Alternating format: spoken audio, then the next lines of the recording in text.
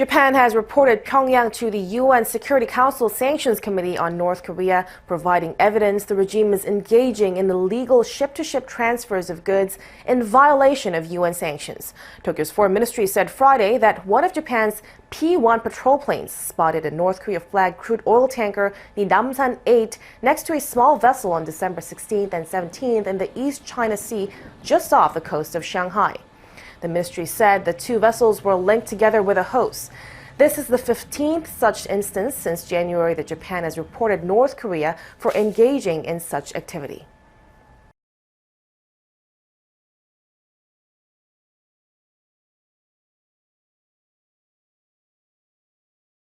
A political maneuver with potentially far-reaching consequences. Iraq's president has sent his resignation letter to parliament, saying he would rather step down than approve a new prime minister. In a 3-page statement, Barham Saleh said, "Out of my keenness to avoid bloodshed and protect civil peace, I will not name Asad al-Aidani as a candidate for the next prime minister."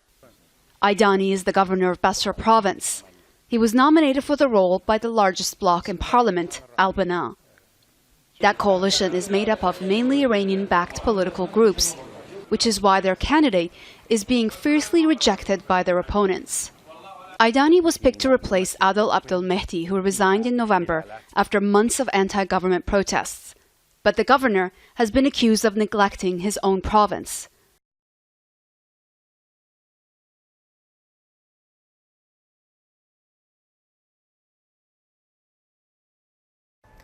Japan's foreign ministry has reportedly expressed deep regret over a South Korean military exercise that was held on Friday around Korea's easternmost island of Dokdo.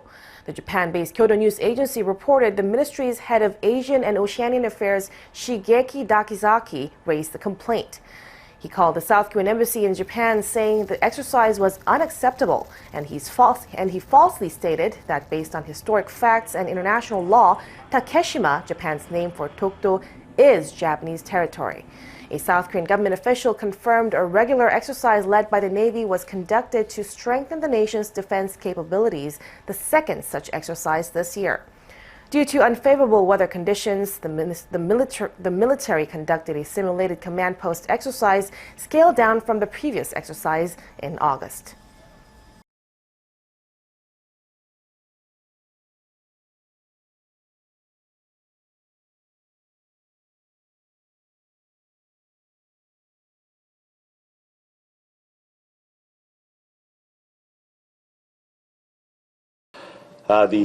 Just to give you an update, the fire department has suspended the operations at 15:30 hours today due to fog and poor visibility.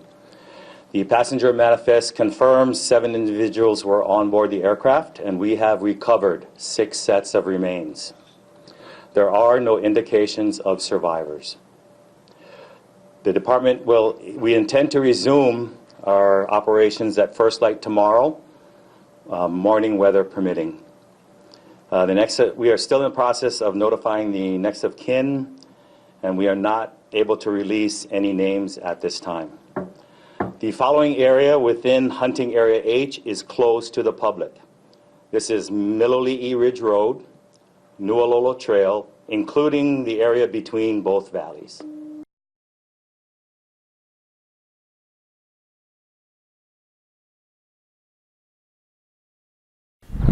This is where the gruesome find was made. A passerby alerted police to the bodies dumped here. Crime scene investigators comb the scene. So within 20 minutes of crime investigators and the K9 unit arriving on the scene, they managed to identify the area where the men were shot and killed, while several bullet casings were found, and all indications are that they were shot there and their bodies dumped on the side of the road. The men believed to be illegal miners are yet to be identified.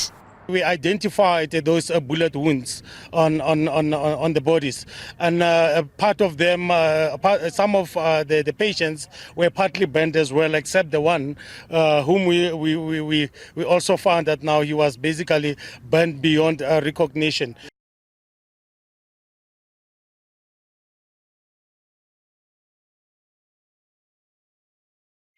4 officers and 8 non-commissioned officers appeared in a military court for the disappearance of the weapons. They were supported by family and friends. The suspects were charged with theft, housebreaking and loss of arms. This investigation is still at its very infancy, and the fact that all these members are from one unit, so it might cause a problem for the investigating officer to deal with their investigation if the accused are all outside. The weapons were stolen from the engineering formation at the Littleton Tech Base outside Pretoria.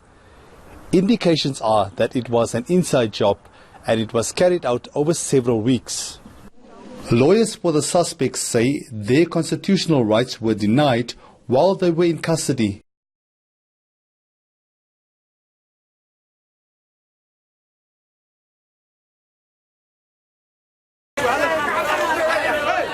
Survivors of a massive truck bomb explosion being ferried to hospital.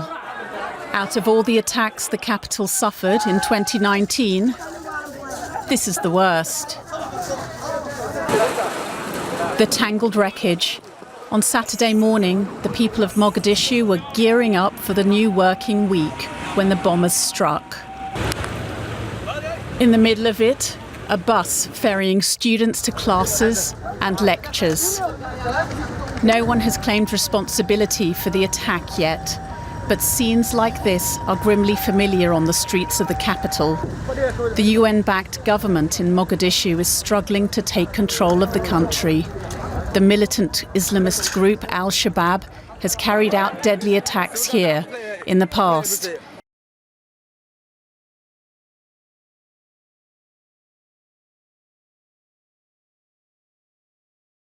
News tonight involving ousted Cardinal Theodore McCarrick. The Washington Post reporting Cardinal McCarrick wrote checks for more than $600,000 to Vatican clerics and papal aides in Rome. The payments made at the same time the Vatican was under fire for failing to investigate allegations of sexual harassment against him. Here's ABC's David Wright. Tonight, tough new questions for the Roman Catholic Church about why officials turned a blind eye for years to allegations of sexual misconduct by former Cardinal Theodore McCarrick. The Washington Post reports McCarrick gave hundreds of thousands of dollars from a discretionary fund he controlled to powerful church figures, including $90,000 to Pope John Paul and $291,000 to Pope Benedict. Pope Francis finally defrocked McCarrick last year after a Vatican investigation found him guilty of abusing his office for sex.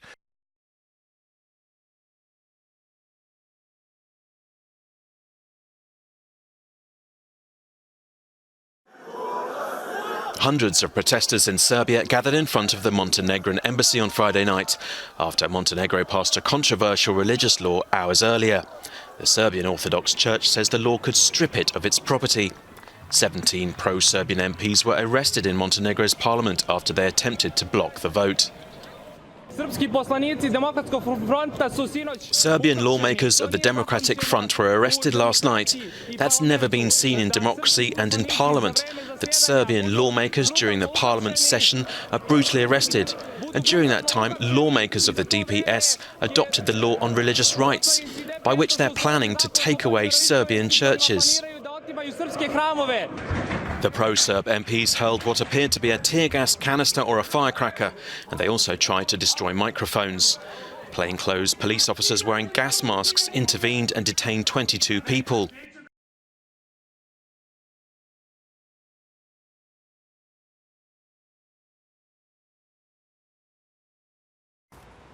Security is tight outside the pro-Kurdish People's Democratic Party, or HDP's headquarters in Diyarbakir, southern Turkey. These policemen are guiding a peaceful protest by men and women demanding the return of their children, who they say have been kidnapped or recruited by the Kurdish Workers' Party, PKK. Holding the pictures of their missing children, they call for their quick return. They took my daughter away and we haven't heard from her for the past 5 years. We don't know if she is still alive. This protest was started in September by one mother, but now others, and male family members of those they say are now in the ranks of the PKK, have joined them. A common claim among the protesters is that their children were last seen here at the offices of the HDP party